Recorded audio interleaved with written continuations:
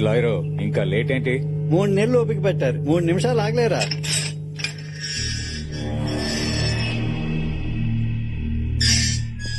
అనయ్య రా, పెద్దని ఎదురు చూస్తున్నాడు. నేను రాను. ఎందుకు? పూజారి కూతురు మీద చేసినందుకే ఆ భూపతి గారు ఊరందరి ముందు నా పరువు తీశాడు. వాడికి ఓ కూతురుందిగా, దాన్ని నాశనం చేస్తా. నా ఇది కరెక్ట్ టైం కాదు, కోపాన్ని కంట్రోల్ చేసుకో. ఏయ్, అడవుల్లో మండే మంట లాంటిదిరా నా కోపం, అదంత ఈజీగా చల్లారు. ఇది కాదనయ్య. అనయ్య అనయ్య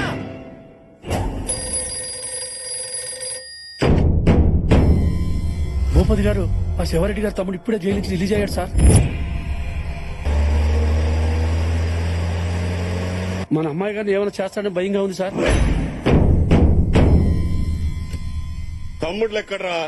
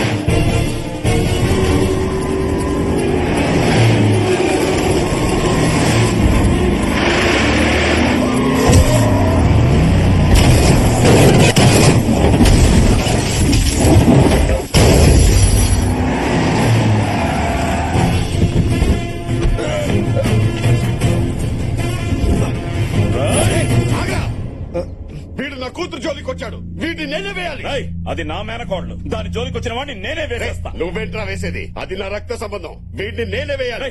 ఆపరా, దాన్ని పెంచింది నేను, వీడిని చంపాల్సింది నేనే. డిస్కషన్ వద్దు. నువ్వు డిస్కస్ చేస్తావు, నేను డిసైడ్ చేస్తా.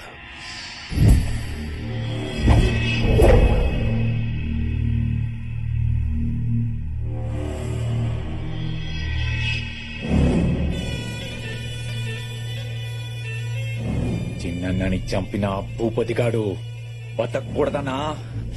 చంపేద్దాం. ప్రాణం తీస్తే వాడు పడే బాధ ఒక్క నిమిషమే. వాడి ప్రాణానికి ప్రాణంగా చూసుకునే వాళ్ళ ప్రాణం తీస్తే జీవితాంతం బాధపడతాడు, ప్రతిరోజు చేస్తాడు. వాడి ప్రాణం కన్నా వాడి ఎక్కువ ప్రేమించేది వాడి కూతుర్నే. అది ఎక్కడుందో వెతకండి.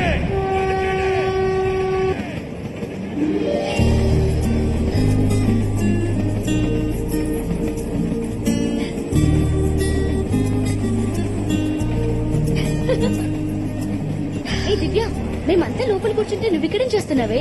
ఈ గ్రీనరీ ఎంత బాగుందో చూడు. పచ్చని పొలాలు, పైరగాలి, ప్రపంచం మొత్తం ఇలా చెట్లతో నిండిపోతే ఎంత బాగుంటుందో కదా. మేమందరం లోపల బాయ్ ఫ్రెండ్స్ గురించి కబుర్లు చెప్పుకుంటుంటే నువ్వు నేచర్ గురించి ఆలోచిస్తున్నావా? దివ్య, ఫోన్. ఎక్కడి దాకా వచ్చావమ్మా? విజయనగరం దాటాను నాన్న. అంటే నేను మీ బాబాయ్లు ఇంకో 10 నిమిషాల్లో స్టేషన్ లో ఉంటాం. మీరెందుకు రావడం? నేనే ఇంటికి వస్తాను. నిన్ను చూడాలనిపిస్తుందమ్మా. అదే నన్ను ఒక నిమిషం లైన్ లో ఉండండి. హలో మావయ్య. ఎక్కడున్నావు తల్లి? దగ్గరలోనే ఉన్నాను. నేను అమ్మ అందరం స్టేషన్ కు వచ్చాం. మీరు కూడానా? వాడొస్తున్నాడా? లేదు లేదు. చూడమ్మా, ఆ భూపతి గాడు నిన్ను తీసుకెళ్ళడానికి స్టేషన్ కు వస్తున్నాడంట. వాడికి ఆ ఛాన్స్ ఇవ్వకూడదని మేమంతా ఇక్కడికి వచ్చాం. సరే సరే, వచ్చాక మాట్లాడుకుందాం. నాన్న. ఏంటమ్మా, ఆ సాయిరెడ్డి గారు ఏమైనా ఫోన్ చేశాడా? లేదు. వచ్చేస్తున్నాం. ఓకే. దేనికి అంత టెన్షన్ పడుతున్నావు? ఏం చేయమంటావు? ఒక పక్క ఫాదర్, ఇంకో పక్క గాడ్ ఫాదర్, మధ్యలో నేను నలిగిపోతున్నాను.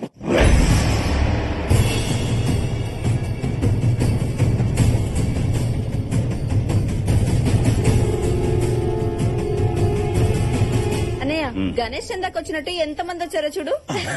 ఫోన్లేమ్మా, ఎంతో కొంత ఇచ్చి పంపించేద్దాం. అన్నా, డ్వాక్రా మహిళల మీటింగ్ ఆడవాళ్ళని తీసుకొచ్చినట్టు మన పిల్లల్ని ఎలా తీసుకొచ్చారు చూడు. ట్రైన్ దిగ్గానే దివ్య మన బండి ఎక్కుద్దని తెలీదు. మరదే అన్నయ్య, ఎట్టి పరిస్థితుల్లోనూ దివ్య మనతోనే రావాలి. వాడే కాదు, వాడి బాబు వచ్చినా దివ్య మనతోనే వస్తుంది.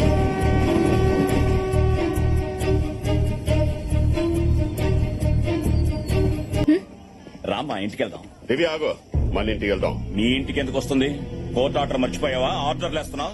ఇంకో నెల రోజులు తను మా ఇంట్లోనే ఉండాలి. నేనే పెళ్లి చేయాలని అదే కోర్టు చెప్పింది. నా కూతురికి మంచి సంబంధాలు వస్తున్నాయి.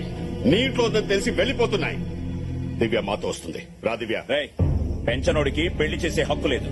ఏ సంబంధం వచ్చినా మా ఇంటికి పంపు. వచ్చినవాడు తల్లిగా తనకి, మావయ్యగా నాకు, మా అందరికీ నచ్చాలి. నచ్చాల్సింది నీకు కాదు, నాకు, నా కూతురికి. నా కూతురు పెళ్లి నేను చూసినోడుతోనే ఘనంగా చేస్తా. కట్టుకున్న పెళ్లాల్ని తరిమేసి 25 ఆడదిక్కులేని దిక్కుమాలని బతుకులు బతుకుతున్నారు. మీరే చేస్తారా పెళ్లి? నీలాంటి వెదవకి చెల్లెలుగా పుట్టినందుకు ఆ దేవుడు వేసిన శిక్షరా అది. నువ్వు చేసింది మర్చిపోయాననుకున్నావా? గుండె కొట్టుకున్న ప్రతి సెకండ్ గుర్తుకొస్తుంది. నా కూతుర్ని తీసుకువెళ్తున్నా. ఎవరంటూ వస్తారో చూస్తా. రా దివ్య. రేయ్, తను మా ఇంటికి వస్తుంది. రామా. రేయ్, అది నా రక్తం రా, నాతో వస్తుంది. నా ప్రాణం రా. రా దివ్య. రేయ్. ఆపండి, ఆపండి. హాలిడేస్ వస్తే అందరూ ఇంటికి వెళ్దాం అనుకుంటారు, కానీ నేను హాస్టల్లోనే ఉందాం అనుకుంటాను. ఎందుకో తెలుసా? ఇలా ఇలా గొడవ పడతారని. మీ మధ్య పగలు తప్ప పగలు రాత్రి ఏమి ఉండవు. ఇంకొద్దు, ఆపండి ప్లీజ్. నాన్న, నా పెళ్లి మీద ఫుల్ రైట్స్ మీకే. మీరెవరిని తెచ్చినా తలంచుకుని తాళి కట్టించుకుంటా. కానీ అప్పటి వరకు నేను మావయ్య వాళ్ళ ఇంట్లోనే ఉంటాను. సరేండి మావయ్య.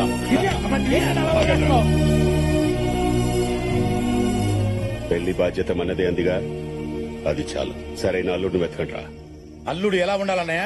నాకు కాబోయే అల్లుడు కత్తిలా ఉండాలి. మన ఎండి లాంటి ఈ వరల్డ్ ఎక్కడ ఉండడేమో. No chance. హోలీ రోజు కూడా హాలిడే లేకుండా వాడు మాత్రం బాగా ఎంజాయ్ చేస్తున్నాడు. మన బాసు మామూలుడు కాదు, సింహం చేత కూడా యోగా చేయించగలడు. మనతో సర్కస్ చేయించుకుంటా ఉంటే చాలు.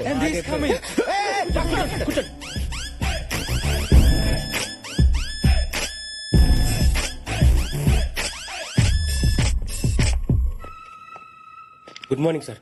నైట్ పబ్ లో బాగా ఎంజాయ్ చేసావా? లేదు సార్, పింగిల్ గారు రాసిన తెర వెనక బాగోతో నావల్ చదువుకుని 10K పడుకున్నాను.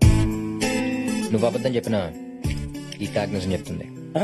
ఎంత అయింది? 500 euros. బిల్ కాదు, టైం. నైట్ 3 అయింది.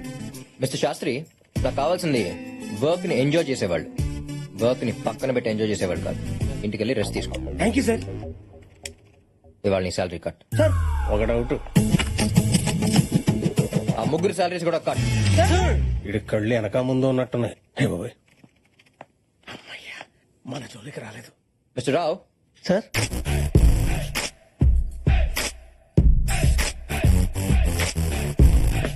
మిస్టర్ రావు, మీకు ఇచ్చిన ప్రాజెక్ట్ లో కంప్లీట్ చేశారా? ఇవ్వగానే చేసేయడానికి ఇది లుంగీ డాన్స్ కాదు, 100 million ప్రాజెక్ట్. డిజైన్ చేయడానికి 1 week పడుద్ది, ఎక్స్ప్లెయిన్ చేయడానికి 10 days పడుద్ది, ఫైనల్ గా కంప్లీట్ చేసి సబ్మిట్ చేయడానికి 2 weeks పడుద్ది. షాక్ అయ్యాడు.